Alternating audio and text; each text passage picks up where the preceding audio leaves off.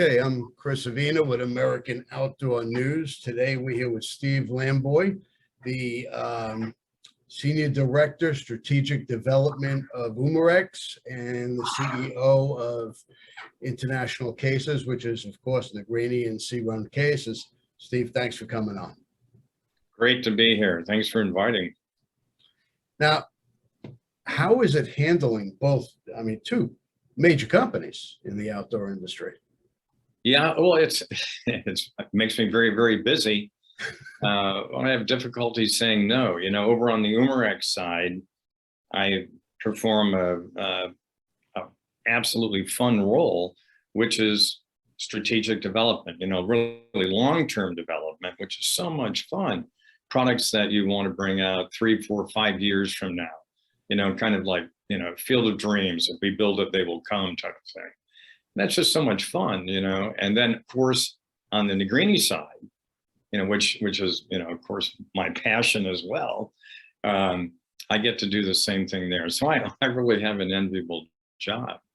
I just maybe have a little bit too much of it at times, but it's a lot of fun. Now, air guns have come, they've come such a long way over the years, from just like the Daisy Red Ryder to now you could take down African big game.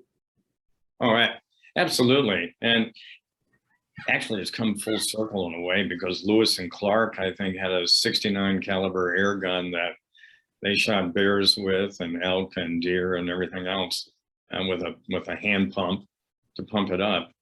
But yeah, air guns have come, you know, a long way, just like everything has. I mean, archery, look at archery, incredible.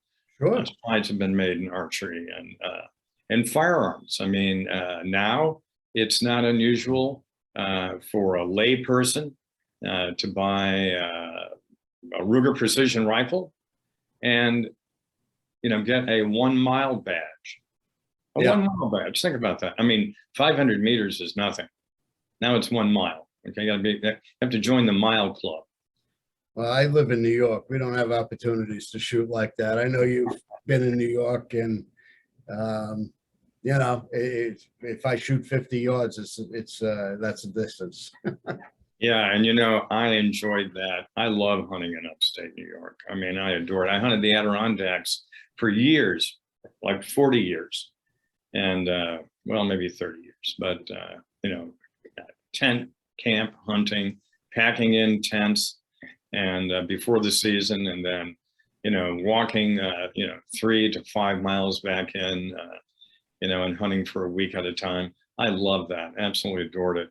Yeah, Adirondack hunting is very different than the rest of New York. It's thick up there. Yeah, it's totally big. It's totally big. And I ended up having several camps that I bought or built up in the Adirondacks as well, on lakes and so forth. It's absolutely beautiful. But yeah, I really enjoy the outdoor industry, and you know, I've been in it for a heck of a long time. I'm kind of an old timer, I guess, now, but there's a few, you know, milestones that when I look back, you know, of course, when you look back and you think, oh, look at all these great things we did in sales, and we got this account and that account. Yeah, those are all wonderful. Those are all wonderful. But there's some real milestones, and the milestones are people that I worked with. I mean, it was really an honor to work with Bill Jordan and the staff at Realtree. Okay, and you know, when I was the VP of Operations and Licensing, it was absolutely an honor and very unusual experience, singular experience, working for a company that has a trajectory of a rocket. Okay, it was fantastic.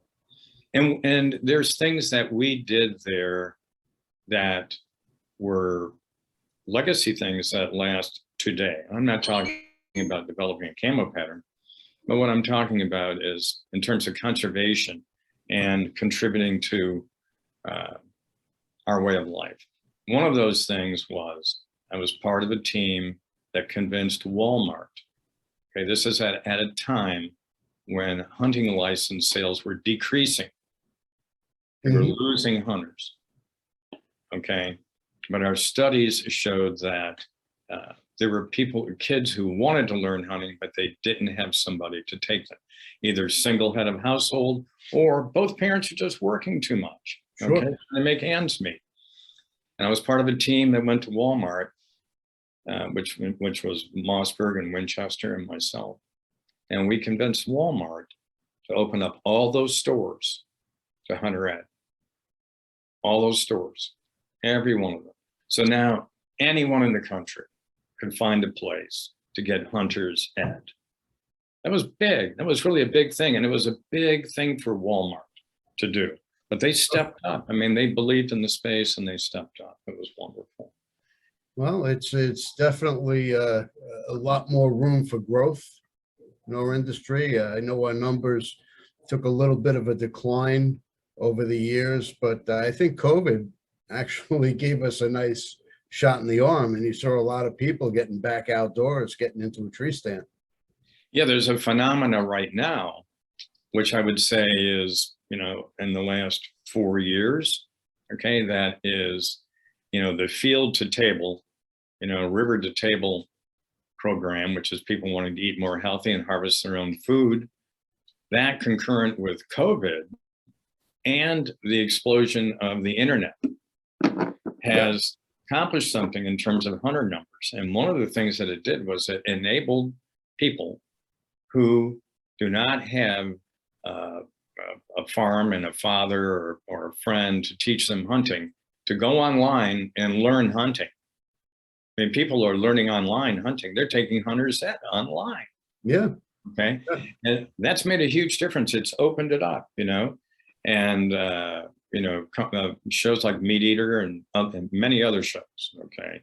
Yeah. Even before Meat Eater, there were shows that were doing the field to table program. So that's been really good. Another thing that we did, which contributes to this whole thing, okay, is we convinced Ducks Unlimited, which at the time in the 90s was the premier conservation group in the United States. Okay, we convinced them to make real tree camouflage the official pattern. Okay, now that might seem really self-serving, and it sure as hell was self-serving to a degree. But let me tell you what it did. We paid them a royalty on every yard of fabric sold with real tree on it. Wow. And we brought in all of our licensees, okay? All of our licensees, Rocky Boots, you name it, okay? Brought them all in. And they all signed up, okay, and bought licenses with DU. That generated major 7-figure income. And understand what it did. We didn't say we want to have this license for 25 years. We said, let's do a 3-year deal. And then you put it out with all the other companies. Sure. Let Mossy Oak, let Tree Bark, let whoever bid on it. Okay. But this is a way that we can fund conservation, okay, through sales of products. Let's do this. And they did it. And it really ticked off a lot of conservation groups. Okay, whose names I won't mention, but it ticked them up. But guess what? Now they're all doing that, and it generates a lot of income. What's the importance about this income? It increases the sustainable population of game animals, not just ducks, all kinds of game animals. Sure. So it manages the resource. Without the resource, we're not going to have hunters. That was a multi-leveled agreement with a tremendous ripple effect across the entire industry. Yeah, I think Mossy Oak has it now. I think Mossy Oak is really leading that with DU and with NWTF and Elk Foundation and so forth. So maybe it's their turn at bat right now. I'm not sure, but it's a great way to generate funding. It's always, and at the end of the day, it's always the sportsman, okay, who is doing the funding, whether it's through Pittman Robinson or the excise taxes or what have you. Sure. And, I've seen the industry change over the past 10 years, 12 years that I've been in the industry. You've been in a lot longer. How has the industry changed? How has it grown? Well, of course, with the advent of the internet. It has changed communications 1,000%. Could never go back to what it was. And back in the 90s, you had, TNN and ESPN and magazines. That's basically what you had. Okay. Now look what we have. Okay. We have your venue right here for one, which is a great way of communicating with the public.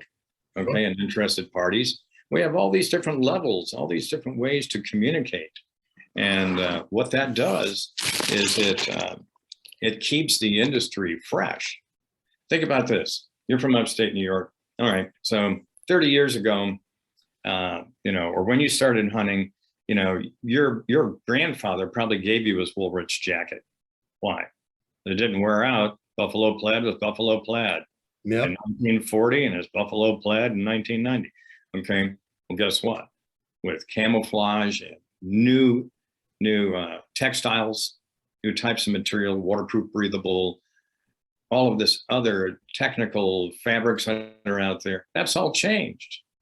That's all changed. So now, the durable coat, you might have 3 durable coats, okay? Spring, summer, and fall, and or spring and fall anyway, and winter. So communications of new products has improved greatly. It's more complicated to do it if you're a manufacturer. Yeah. It's improved greatly. But now you have apps like Onyx Hunt and things of that nature that just make your hunt so much easier these days. And then the introduction of streaming video, you had the introduction of the Outdoors channel and Sportsman's channel. Now everything's flowing into the streaming video services. Yes. And, pushing the envelope with how to hunt. I mean, now it's not unusual for somebody to shoot an elk or deer at 400 yards. Why? Well, because we can train you. We can train you online. We can train you at various academies that will train you. You can go to courses on how to shoot long distance. Even in archery, okay, there are people that are shooting, consistently, between 50 and even 100 yards. I'm not saying that's for everybody, okay? But if you look at a program, Bomar Bow Hunting on YouTube, okay, that fellow definitely understands what is necessary to achieve the lethality and the accuracy to do that. And he will teach you how to tune your bows as well. Look at all this information we can get. What can't you learn, on the internet or on YouTube, right now? Sure. Now, you've been with various companies. You've been around a long time. You've seen the growth and changes and evolution of the industry. What was your favorite trip or working endeavor in the industry? Oh, let's see. Well, there were 2 things. One was the time that I spent with Bill Jordan, who was, I consider, a mentor at Realtree. That was spectacular. Okay. And I'll give you an example. And I have a great deal of respect for the man. Doesn't wear jewelry. He's not into being a wealthy spender and all this kind of stuff. All right. So he took me turkey hunting, because I was not a turkey hunter when I went to work there. I was a deer hunter, pheasant hunter, grouse hunter, woodcock, whatever, ducks. And so he took me out turkey hunting. All right. And this is what he did. We're in South Texas, and we set up under this mini oak, the Encinitas oaks, and he started calling. And he contacted a bird that was about 150 yards away and walked that bird in. Okay, and as that bird was coming in, got closer and closer, he said, "Okay, get your gun up. Get your gun up." I got my gun up, right? I'm all ready to go. And he said, "Don't shoot until I tell you." He's whispering this, "Don't shoot till I tell you." So he calls that bird in to about 15 yards. He lets the bird go away. Stop calling. I'm like, what are we doing? Bird gets out about 50 yards. He calls it back in. Does the same thing. lets it go away. I'm like, come on, can I shoot the bird? It's a nice long beard, you know. Lets it go out again. This time he lets it go. And he turned to me and he said, it's about hunting, not killing. Never forgot that. The excitement for him was being able to pull it in. Yeah, and my heart was beating, 1,000 miles an hour. I mean, I was like so ready to do this. I mean, it was a peak experience that he made that experience last a long time to teach me something. Yeah. You know, it's about hunting, and he's a true hunter. You could put him in the woods. I don't care who the person is. You put him in the woods. Bet on Bill. Okay, bet on Bill. Another peak experience was building the Ithaca Classic doubles, which was starting with a white paper, so to speak, and resurrecting the Ithaca side-by-sides. And we built, by hand, assembling gun makers from around the world, Germany, England, and the United States, engravers from around the world. We had master engravers there. Unfortunately, their company wasn't successful after 9/11 and so forth, and issues there. But there's a legacy there. There's a 4-year legacy of building this team of very, very talented individuals who built some of the most beautiful side-by-sides that ever existed. Guns that sell for, high multiples of what we sold them for, because there were only about 370 or 380 made. And the relationships made too. There and at Realtree and other places that I've worked, great friendships. Great friendships, have been made.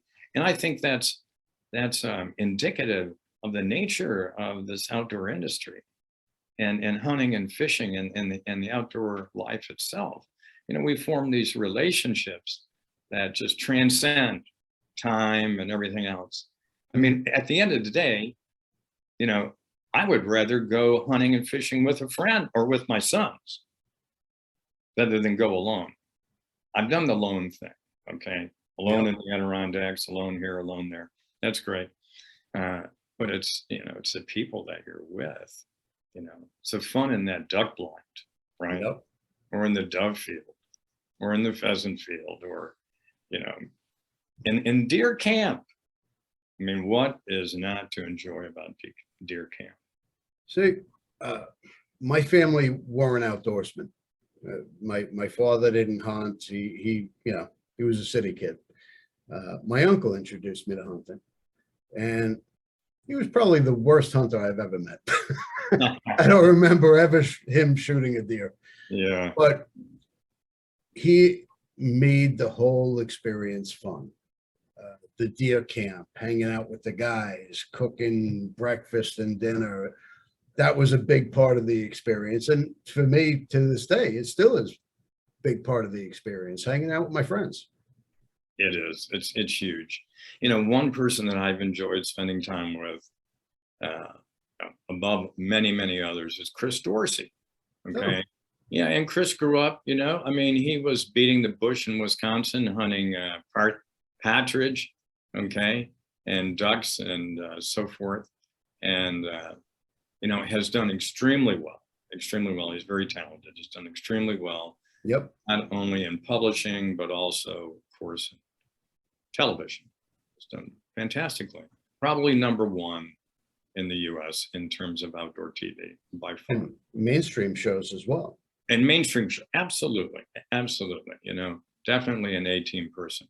But if you take a look at his books and his articles, especially the books that he has out now, okay, if you read those books, I mean, talk about a legacy in hunting and fishing and the outdoors. And it's all about the people that he was with and the times they shared, whether it was in Namibia, or if it was in, I don't care where it was, Mongolia, or, a duck blind in Mississippi. It's when you read that, you really understand the legacy, because it's all in the book. call time is a fantastic experience. Well, Chris has a great story. Yeah. He's been on the podcast. He's also been on the cover of the magazine as well. Yeah. Yeah, he's a great story.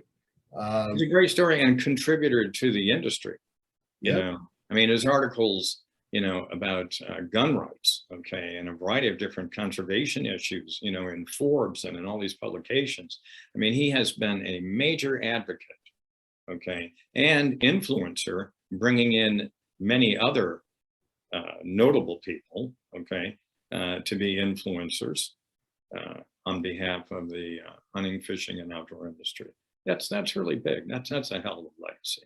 It is. I have a lot of respect for people like Chris who have paved the way for us and brought awareness. Larry Roizoon, Larry's, yeah, he I love Larry. the day I started my magazine, he emailed me and said, I want to write for you.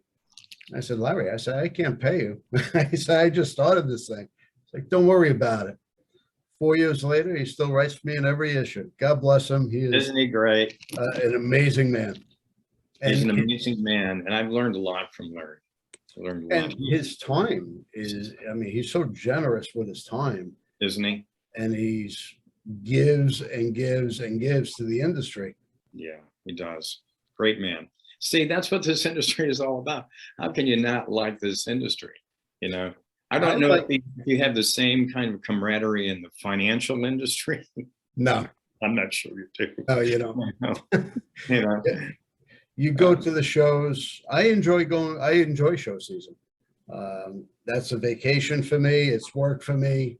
I get to see friends and spend time. Yeah. So I've been very blessed. I'm very, very fortunate. I tell everybody I've got high class problems. All my problems are high class. Okay.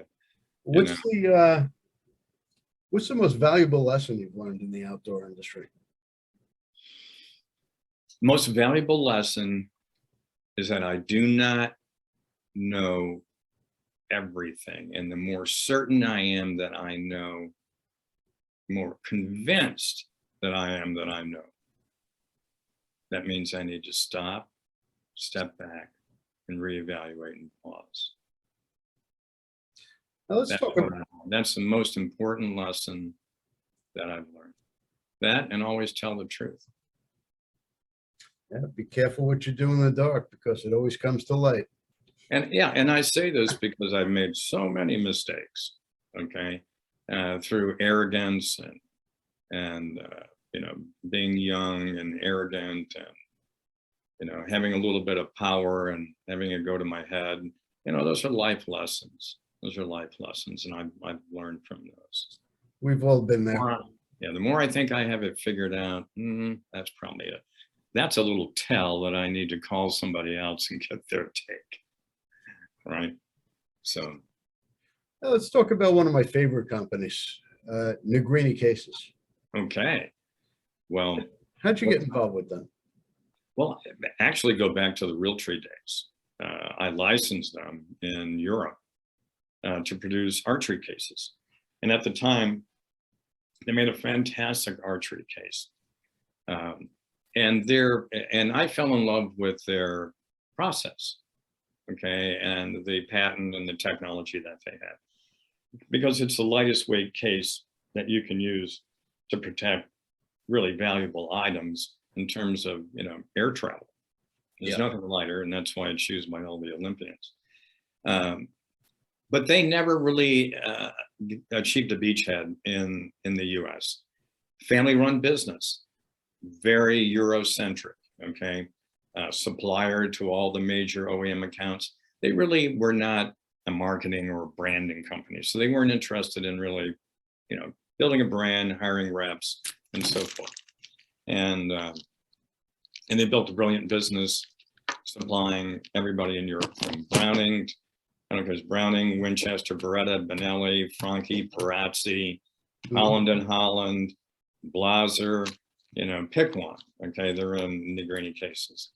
And so fast forward to the mid 2000s, I realized that their product had advanced really nicely. And my wife was from Italy, okay, Elena Michele, and she knew the Negrini family quite well. Elena being in the industry there, having very successful consulting business, working with Beretta, Benelli, a whole variety of different companies, all the engraving companies. And so I took note one day that they were not in the United States. So we went over and had a meeting with them and with Franco. And to give you a little background on Franco, he's an ex-Italian Olympic trap shooter. He's on wow. the team and shot World Cup. And he developed the cases because all the other cases were falling apart. He was running around the world, for Olympic trap, shooting the Pan Am Games and all this other stuff. And he was Negrini is located in the automotive industrial area of northern Italy, and he was an engineer, and he developed this case using automotive crash testing technology to build in, because in automotive you want to drive weight out, increase fuel efficiency, but increase protection from crashes in a variety of different directions, right? And so that's essentially what the patent on the case is. And I just noticed in the mid 2000s that they weren't available, and I had used them for years to go to Argentina. I had Pelican type cases that got broken down there. They'd throw them off an airplane and it broke the whole corner off. I had to use half a roll of duct tape to get it home, and that type of case, and heavy metal cases. And I really believed in the case. And so we went over and met with Franco and his kids who work in the company, and convinced them that we should be their partner for North America and build a brand, that there's a brand that could be built. Nobody knew the Negrini name. All they knew was the silhouette. They just knew the silhouette, the look of the case, that's all they knew. And so we made a deal with them, and that's been a fantastic partnership, both in development. They have a brilliant engineer there, Graziano Negrini, and extraordinarily talented fellow.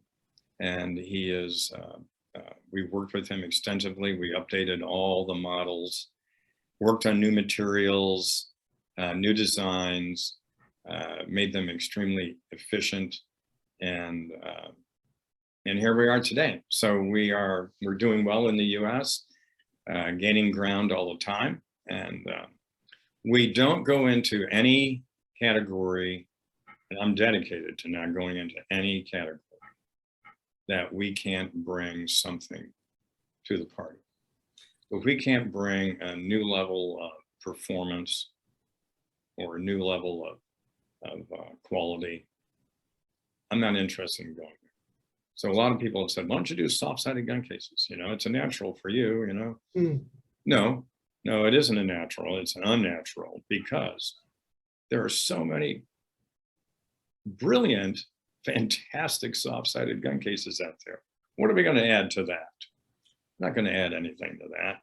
It's just and I don't want to go out and play, let's go play the market share game.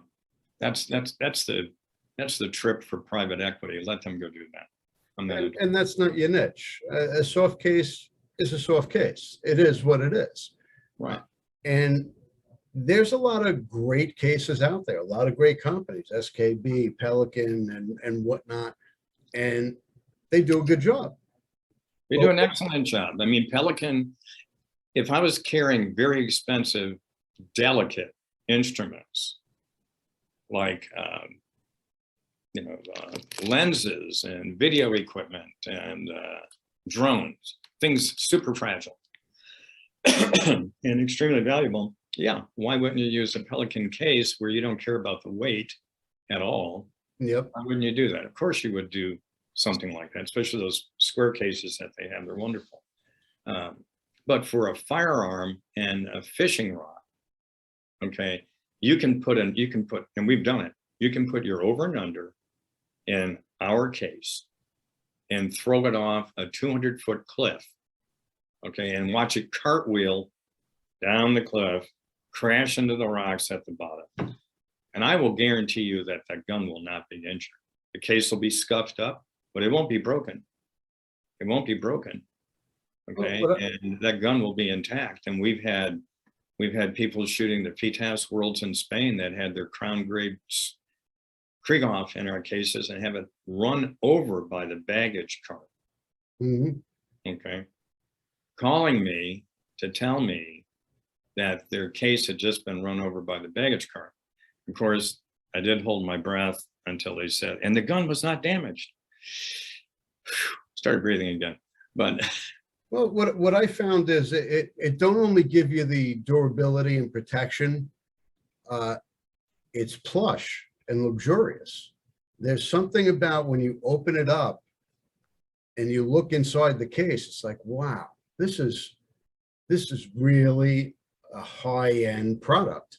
Thank you for saying that. You know, we don't emphasize enough the fact that even though the cases are made out of a composite polymer, they're handmade. There's no automated system for making those cases. Each one is hand formed, okay, the outer case and the inner case, okay, they're hand formed, they're hand assembled, they're hand trimmed out, they're hand assembled, they're hand upholstered. Leather, Franco, who was in his late 70s, I mean, he's still stretching leather over the outside of these cases where it calls for that, or on the inside. We have, you know, luxury cases that are leather in and leather out. They're all made by hand. And that's an art form in itself. They are made by hand, and everything that goes in the case, everything that goes in the case is made in Italy or in Europe. Okay, everything. There's no Chinese product in that case. And I've talked to them at times, hey, why don't we get these rubber gaskets, you know, in China? Steve, you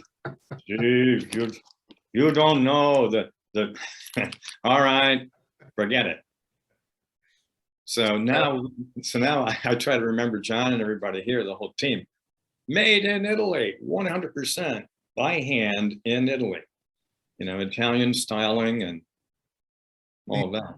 The injection molding is what it is, but I think the Negrini case really is a step beyond that because of everything that goes into it. And, you know, I have some Negrini cases. I think they're really a luxury product. I can tell you absolutely truthfully, they have worked with the same designers that work with Ferrari and Maserati. Wow. Right? Because the Beretta group brought them in because that's how they roll too. That's a fact. So they have the benefit of working, you know, all of Italy is some form of art. I don't care where you look. It's just some form of art, you know. It's not like going to Eastern Europe and seeing, you know, rows and rows of drab green apartment buildings. Italy is just all about art and culture, and it's in their blood. They, you know, when I look at a lot of the cases made in the United States, I think industrial efficiency. That's what I see, and that's what I think. If I ask the Negrinis, hey, can you make this? They'd be like, oh God, do we really have to, Steve? You know, that's just it's just not attractive, you know. And not that they're not good cases and they're not efficient, you know. I'd never say that. And but the Italians are the Italians. They do what they do, and they do it very, very well. So well, being one of them, I know what you're saying. Yeah, exactly. I mean, we just came back from the factory and visiting there, which was really a wonderful time. And we got a look at the new thermoformable carbon fiber cases. So to backtrack a little bit, Negrini is known for their forming technology. And they were approached by a major luggage company, I don't think 3 years ago, to work with a composite company that made carbon fiber, to develop carbon fiber sheeting that would be thermoformable. So all they wanted Negrini to do was to develop the process, which they have done. And of course, they don't make luggage, and they signed a waiver, we won't make any luggage. But they can make gun cases out of it. Now, it's not inexpensive. It will be some years from now, when more and more of it is available. It's very expensive, but if you saw this case, you'd just be going, I've got to have that. I've got to have one, you know? It's just too incredible. It's just gorgeous. I mean, anyway. Well, I think outdoorsmen are gear junkies. They want the next best thing. Absolutely. Absolutely. You know, it's like the C-Run cases and also a lot of the higher end Negrini cases. I mean, there's a lot of C-Run cases and Negrini cases that are opened up full-time in people's offices, okay, executives' offices, so that they can look at their wonderful collection of hardware that they don't have time to use every day. Okay, I guarantee you that. You know, the C-Run case, that's a fun story. So the C-Run story is interesting because it cost me a big apology with my son Connor. So we were on this fantastic fly fishing trip in Northwest Arkansas. Really great trip. And the boys had good luck. And, you know, it was time to leave. And so we packed up and away we go. And we're about 45 minutes away when I asked Connor, did he pick up that Orvis fly rod and reel that he left on the bank? And lo and behold, he had not. So I was very upset with him, okay, because I had picked up these 2 Orvis kits from friend at Orvis from the fly fishing school, you know, and you know, of course, I wanted them to keep them for the rest of their lives and covet them and in the memory of me. So anyway, I was ugly. We went back to pick them up, and they were gone. They had been taken by somebody, and never to be heard from again. So I vowed that on the next trip, I was going to take one of our cases, which is a 2-gun case. It's actually a gun luggage case. One side holds your gear and the other side holds a gun. And I called Graziano and had him convert it.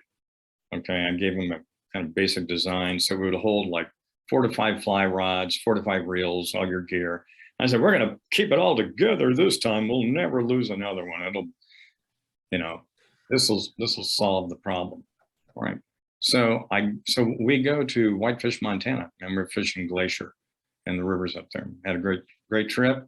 I stopped into a couple fly shops. I had to, you know, can't go someplace without buying some more gear. Anyway, I showed them this case and they fell in love with the case.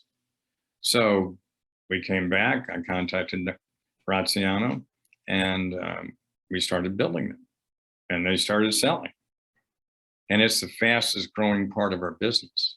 It's unbelievable. Now we have 3 or 4 items in the line, covers. We're bringing out other products. We've hired one of the best industrial designers in the fishing tackle industry who's helping us with design and features and so forth. And so,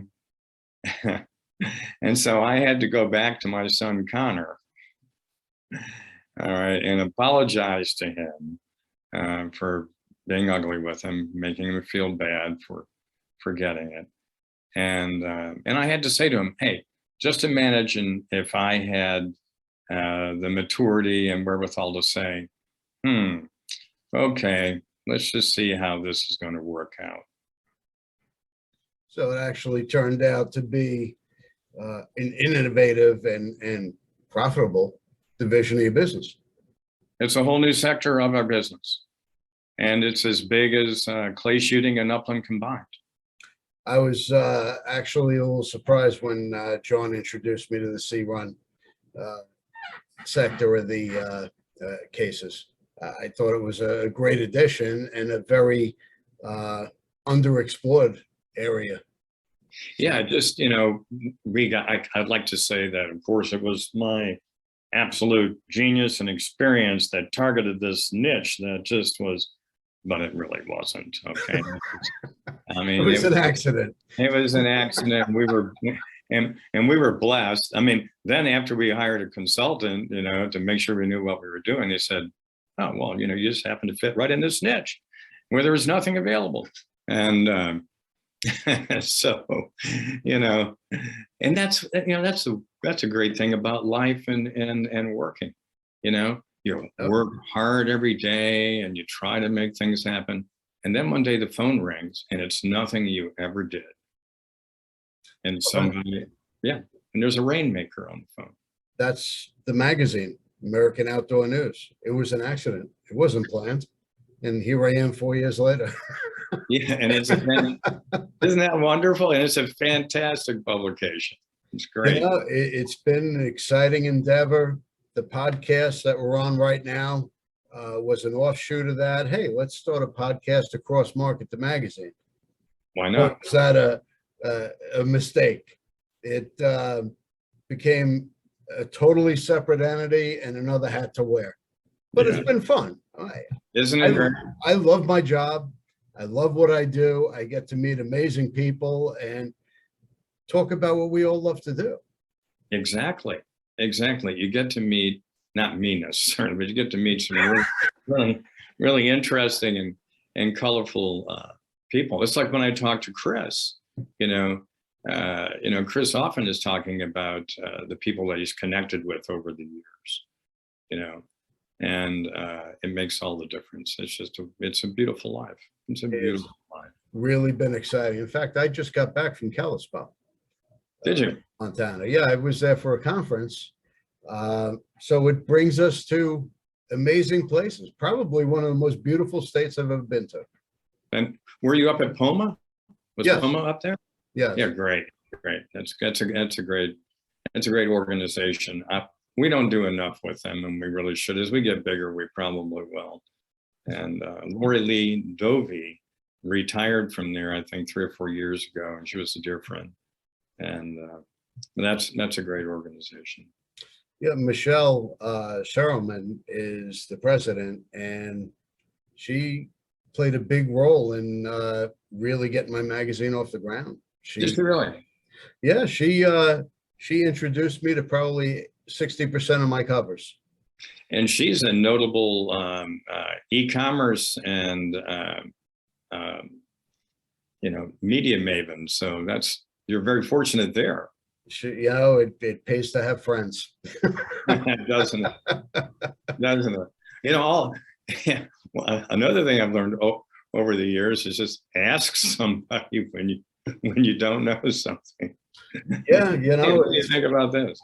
There's always somebody to ask. There's always a friend that knows more than you, and even Chris, Dorsey, he's been an untapped source of information that they told me anytime I need something, just call them up, and if they could help, they will. And it's been an amazing journey.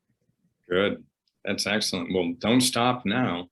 Now, where exactly are you in upstate? I'm not upstate. Oh, I'm on Long Island. Are you on the island? And believe it or not, Long Island has Boone and Crockett deer. Yeah, I'm aware of that. Tell me something. There was one area on the island, I forgot exactly where it was, that still had a wild quail population, bobwhite quail. Not a big area for quail or pheasant hunting anymore. No, okay. They just reintroduced turkey about 10 years ago, and now the population is to the point where they're probably going to open a spring season in the next couple of years. Right. But I remember growing up on Long Island where you would see pheasant everywhere. Yeah, pheasants everywhere in upstate New York. Now When I was growing up, we didn't even use the dog. We just lined up in a field, after school and, pounded through the goldenrod. Yeah, you don't see them anywhere now. It's terrible. No kidding. But But you do have stripers. we do. And I will be going fishing this Thursday. Yeah. Taking my son out, going out on a charter boat. And I just need something new to put into my cooking section. So I got to go catch some fish. And they're so good to eat. My God, they're so good. I enjoy cooking. I think I'm a pretty good cook, and I love game cooking. So I have the cooking section in the magazine. I've just never featured any fish. Okay. So we're going fishing this Thursday, and whatever we catch, that's going to be in the August issue's cooking section. That's going to be so good. It's I enjoy it. It's a passion, not just getting out in the field, cooking what we catch. Yeah. And, making it so friends want to eat it too. Very good. What was your most memorable hunt? Oh, memorable hunt. Boy, there's always two memorable hunts, right? It's the one you succeed and the one you don't, right? Yeah. Yeah. I would say that my very first deer hunt, my very first successful deer hunt, I hunted alone. I was 14, upstate New York, and my grandfather, when I was 12, had given me a Ward's Western Field bolt action 20 gauge shotgun. Okay. Wow. And some slugs. Okay. And I practiced with a few of those slugs and understood that the gun at about 30 yards shot about 8 inches to the right. But I had a lot of practice with air guns, so I knew how to compensate for anything. But so I was, you could not hunt alone until you were 16. Yes. But my father said, well, he was kind of at the end of his hunting time. Okay. And wasn't that interested. He was more interested in golf at the time. And he said, well, as long as you're going out back and you're going down the railroad tracks and so forth, you can go along. So when he said that, of course, I ran the 2 miles to get Gave home. you the green light. Oh yeah, I am gone. I grabbed that gun, an old Woolrich coat, grabbed some slugs, shoved them in my pockets, and it was wet snow on the ground, and I went off, right? And it was undulating property that was overgrown with thorn apples and scrub trees and interspersed with some fields. And I came up over this, I came out of the scrub up over this knoll and walked to the edge of this woods. Okay, it was a hardwoods. And I on the edge of it, I looked down and I didn't see anything. And then about 50 yards away, I saw a white tail move, and it was a buck, and it started running. Okay, and the gun held, I don't know, I think it held 3 shots. Okay, and I fired 3 times, and I knew this woods, and it was a rectangle, and I ran to one end of the woods and ran up the other side of the woods because I knew it was going to come out of the small woods and try to get into the big woods, right? And I wanted to be there to greet it. And so I ran and I actually beat it to the point it was coming out, and it fell over dead. Wow. Over dead. And of course, I was so excited hunting it. I walked up to it and I couldn't see any horns. And I said, oh my God, I'm dead. They're going to kill me. I am so dead, And I said, well, I can't waste it. I've got to bring it home. So I rolled it over. I had shot one of the horns off. It was a 6-pointer. Wow. one horn sticking up. And I said, thank you, God. You know? and field dressed it to the best of my ability and dragged it out. The hardest thing I had was getting it over the fence and all by myself, but somehow I managed it. And you know, and as I started dragging it down the, I decided I would drag it down the empty railroad bed. They pulled the tracks up, the easier way to get it back, and on the snow and so forth. And I came to this old railroad depot that was a woodworking shop. Okay, and so I've got it behind me, and I'm like trudging, and this guy looks out the window, right, and the door opened and said, "Hey kid, what do you got there?" I've got a buck. I've got a buck, and he goes, "Yeah, where are you taking it?" And I said, "Over here to School Street." And he goes, "I'll bring my truck around and give you a lift," Oh, great. Thank God he did, because I was worn out. Yeah, and it was just such a thrill. It was such a thrill. I hung it up in the garage. My father and his best friend came home, and I opened up the garage door, and there it was, the buck. The one And side. of course, yeah. I mean, I had a shirt made out of the skin. I had to buy another skin because it wasn't enough. And I had it all butchered up, and my mother cooked it, and it was great. Everything was just fantastic. So That's that's probably my most memorable. That's great. Well, I definitely appreciate you taking the time to speak to us today. And we look forward to what's coming next with Umarex and Negrini. And thanks so much for what you do in our industry. Hey, thank you, and I hope someday we can hunt together. I hope Go so. fishing or do something, right? I hope so. Well,